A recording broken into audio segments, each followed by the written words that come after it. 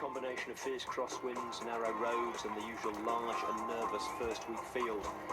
And you didn't need to be a tour expert, a weather expert or a question of sport expert to know what happened next. Oh, Muscatel's gone down as well. Somebody went down very hard from Muscatel. He looks as though he is being quite seriously stumped. It's a bit of a crash here, and this is what happens on these nasty little roads. There's another crash in That's Vicky Sorensen, the champion of Denmark. He touched the wheel of somebody in front of him. He's very lucky to get that soft landing. Oh, another crash at the back. Here we go again. Everybody's going down. It wasn't just the number of crashes on stage 5, it was the number of big names caught up in them. Brad Wiggins needed a bike change, which was about the least that anyone got away with. Robert Hezing went head over cleats in a crash from which radio shout Yanni Brajkovic didn't get up, not without help. Concussed and suffering a broken collarbone, he was the first possible podium contender out of the race.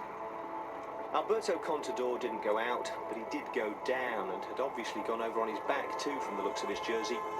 But at least he managed to rejoin the main field. Tom Bonan was riding just to avoid the time cut-off as the race swung onto the coastal road approaching Cap Fréhel for a dramatic finish. 1,000 metres to go, and it's Alessandro Pataki's team in control. 1,000 metres to go, and our motorbike could only just shake them off the back there because they were going so quickly, but Thor Hushovd is getting himself also into a perfect position here to finish it off for the yellow jersey. And just look at the acceleration here, and there's a move coming up on the inside. Well, it looks like the acceleration of Tony Martin. Matty Goss there let the gap go, and then all of a sudden it puts the pressure on everybody else to try and close this down. Cavendish is a long way out. This could be the move of Edvald Boysenhagen ripping away from the field. They were trying to organise themselves because this is an uphill finish all of the way as they race to the line here. That is slowly being hauled back. That's gritting at the teeth of the maillot jaune. Rojas is out of it in the green jersey. This is going to be a desperately close finish at 300 metres to go. Even Philippe Gilbert on the left is getting it.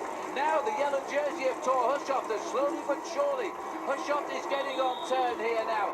Sandy Kassar is trying to get into the middle. And the race is off to the left of our picture as Cavendish comes. This is it. The missile has locked on to Philippe Gilbert. Has he got it on the line? Has he got it? The missile from the Isle of Man has got his first win of the 2011 Tour de France. Phil, I told you he had the legs here this afternoon. He watched them. He knew you had to wait. Great ride by Philippe Gilbert to come up there into second place, and JJ Rojas getting third.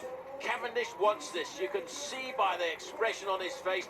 Not an ideal kind of finish for Mark Cavendish, but when you're a sprinter, when you're a winner, you give it all. That wasn't a bunch sprint, man. That was hard. That was real hard at the finish. Like proper hard, actually. Well, you see Gilbert was there, Hushovd was there, Rojas was there. And yeah, I thought, like 1800 to go, the other sprinter teams came. And then you can see the likes of Brad and that were up there. So you can see what type of finish it was. Brad's going for it. It's a hard finish. He went 500 to go. Bearing around the left, I just hit 300. I thought I'll just go to save some points. But yeah, I had my jump, I had my acceleration, and it was proper hard actually at the finish. The last couple 100 meters, that was like my legs would go and go and go, you know. But I'm really, really happy with that. And he had every right to be, given the nature of the run-in and the way he came through to take it. Stage win number 16 for Cavendish.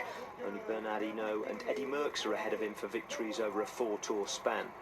Stage 6 had some significant landmarks along the way as the route took the riders close enough